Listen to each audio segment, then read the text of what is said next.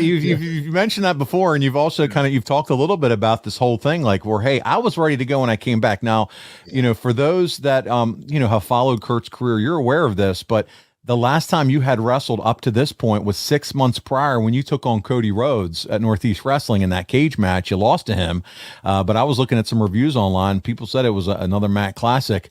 What are your memories of that match with Cody?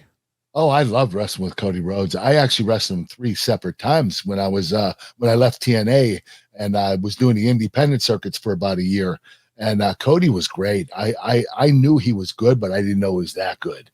And what I did, I decided to, we had 3 matches. So I beat him once, he beat me once, and then we had the rubber match. And I felt because he had a bigger career ahead of him, and I'm nearing the end of my career, I said, Cody, let me just do the job for you.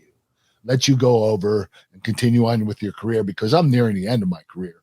And that's what your legends are supposed to do. They're supposed to make other wrestlers before they retire.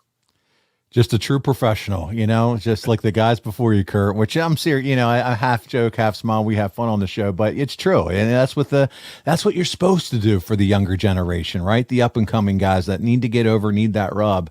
And so, and Cody, my goodness, I'm sure when he comes back from this injury that he's dealing with now, he's going to be on top of the mountain, man. He's just got it, like you said. Yeah, he is, and he's in his prime right now. He's definitely ready. Yeah. So it's been 6 months, and like you said, you were in wrestling shape when you first came into WWE, but they got to tap you on the shoulder. So here we go. We're going to get into this. The build of the pay-per-view features the first time of the Shield coming back together. It's Roman Reigns, Dean Ambrose, and Seth Rollins, and it's their first time together since April of 2014. So this was a big deal at the time, wasn't it? Oh, it was a huge deal. The Shield reuniting. Yeah. This was the biggest news in wrestling. I mean, these guys had an incredible faction. They had an awesome career, and they obviously spawned off into singles careers and had incredible careers as well. But the Shield was very special, one of the best factions in the history of the business. And it's cool, man, because you get to be involved in the reunion, because you're the GM. You know what I mean? You're announcing the match from your GM, wearing that GM hat. It's October 9th, and you announced that it's going to be the Shield taking on Miz, Sheamus, and our buddy who we've had on the show, Cesaro. If you haven't checked out that episode, go back in the archives and see that. And it's going to be in a TLC match. But, man, talk about some awesome workers, and we're going to break each of these wrestlers down. So let's start with the big dog, the man, Roman Reigns. Now, man, he is the top guy in the WWE.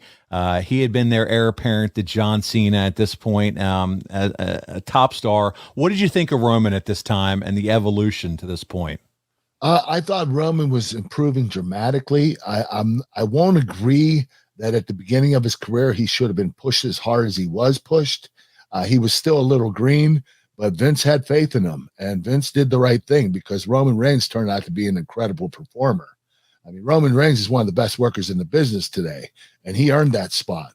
So even though he didn't earn it at the beginning, he definitely, he had to go through that pressure of being the guy that's pointed out as the top guy, and he worked through it, and he became the top guy. He gained respect from the other wrestlers eventually, and that was the most important thing.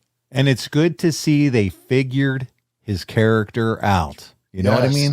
Yes, without a doubt. And they should have turned him heel a long time ago. Yeah, this is the best stuff he's doing right now today. Him being a heel, doing the whole family thing. Acknowledge me. Yeah, acknowledge me. It's really good stuff.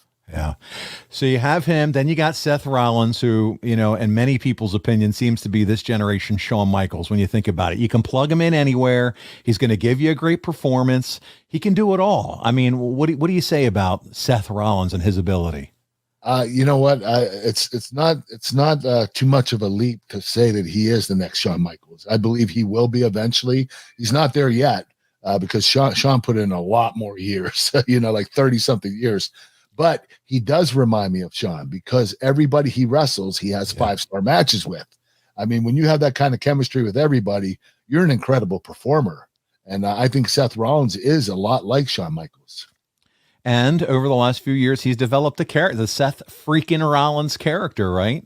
For Shawn Michaels, it was the sexy boy. Yes, that's right. Same thing as Shawn, yes. Yeah, so he's doing his thing. Then you got Dean Ambrose, who now's Jon Moxley, and he's been the constant star, if you think about it, for AEW since joining the company. He's proven he can be a top guy.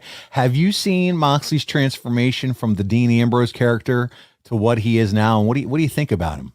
I think he's doing great. I think he is one of the most underrated wrestlers. Definitely. I think he's solid. He does everything incredibly well. I don't see much of a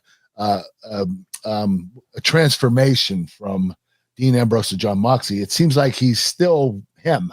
Like, He always had that edge. He's always had the edge. He has that attitude. He never took that away from himself. And that's what makes him special, because that arrogant, cocky look is what makes him who he is. Yep. And whenever they always say, whenever you can be the most true to yourself and who you are, that's when it works. And related to yourself. Yes. There you go.